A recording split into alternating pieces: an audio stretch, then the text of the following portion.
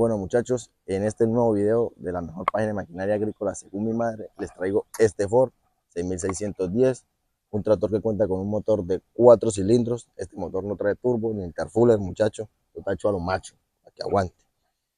Muchachos, este motor produce 80 caballos de fuerza, es enfriado por agua, cuenta con una transmisión Carraro, muchachos, en la parte delantera, unas llantas 14.9 raya 24, Pirelli en la parte delantera, y en la parte trasera contamos con unas 23.1 raya 26, muchachos.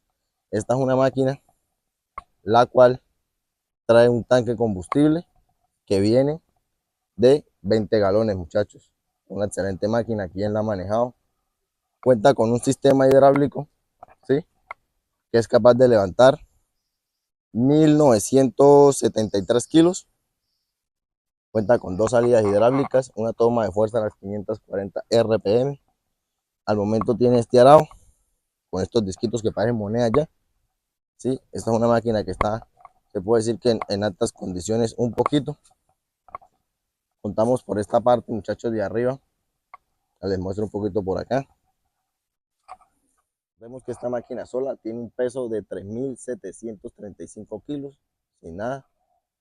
Por esta parte de acá, muchachos, contamos con lo que es su cabrilla, freno de seguridad, una transmisión dual power, ¿sí?, que viene 8x2, su bajo, su palanca de cambios, frenos de pedal, acelerador de mano por esta parte, su clutch, el encendido de la toma de fuerza por esta parte. Por acá tenemos un control que se le adaptó, muchachos. El cuerpo está en precarias condiciones, como se puede ver. Profundidad, ¿sí? ¿Qué tal les parece esta maquinita? ¿Quién la ha manejado, muchachos? Por esta parte podemos ver el arado, una cajita de herramientas. Díganme, déjenme sus comentarios qué tal les parece esta máquina, quién la ha manejado. Y si nos equivocamos en algún dato, corríjanos. Todo lo que estamos diciendo, muchachos, lo decimos basados en su ficha técnica. Saludos, Dios los bendiga, la buena.